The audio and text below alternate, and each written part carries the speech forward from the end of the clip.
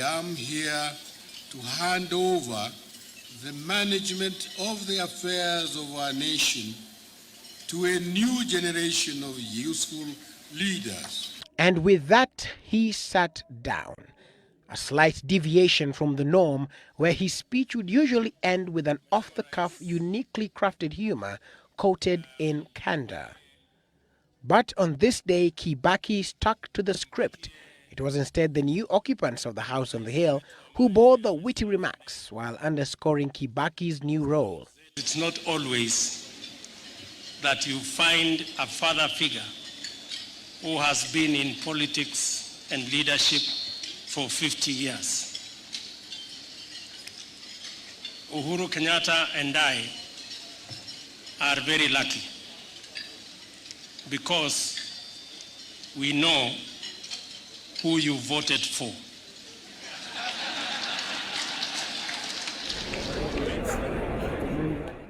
It was his last meal at Statehouse, as going forward, he will require an invitation from the new president, Uhuru Kenyatta, to access this house on the hill, washing his hand of all matters of running the affairs of the country, taking a place, as the many others, as a guest at Statehouse.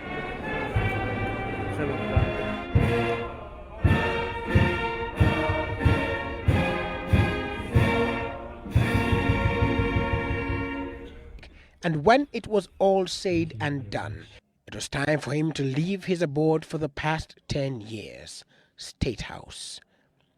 But not before the people he worked closely with requested for an opportunity to bid him farewell.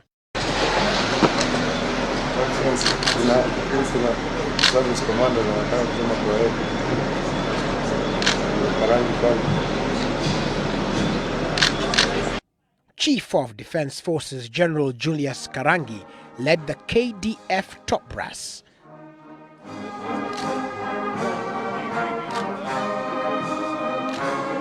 Of Army Commander Lieutenant General Joseph Kasaon and Air Force Commander Major General Geoff Otieno, and Navy Commander Major General Ngewa Mukala, all top-ranking officials of the Kenya Defense Forces that have a special place in their hearts for this man who, as their commander-in-chief, successfully led their entry into the foray of war in Somalia, dubbed Operation Linda Inchi.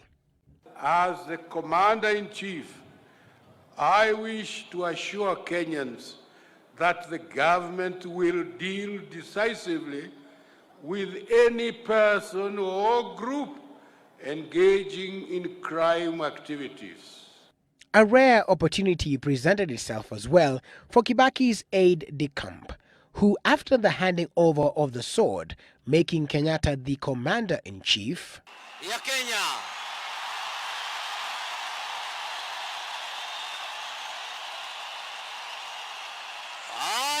shifted to his new boss, Uhuru Kenyatta.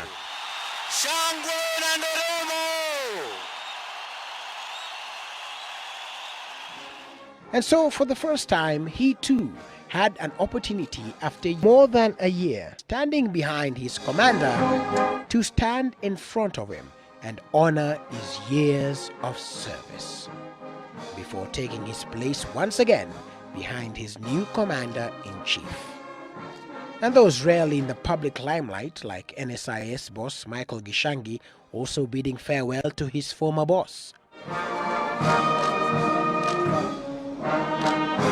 And with that, it was time for Kibaki to leave Statehouse, as the new leadership and staff of Statehouse waved at a man whose hallmarks include free primary education and development of infrastructure, all planned to perfection, including the choice of song for the band.